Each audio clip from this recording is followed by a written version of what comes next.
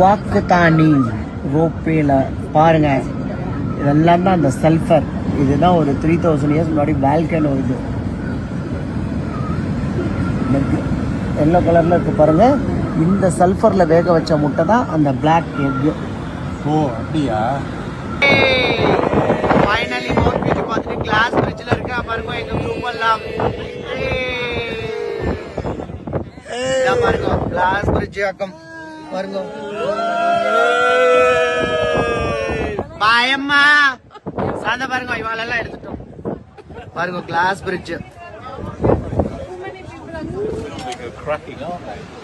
இதுதான் வந்து நம்மளோட வாக்குத்தானி பாருங்க. இதெல்லாம் சல்ஃபர். ஸோ இது ஒரு வால்கனோ.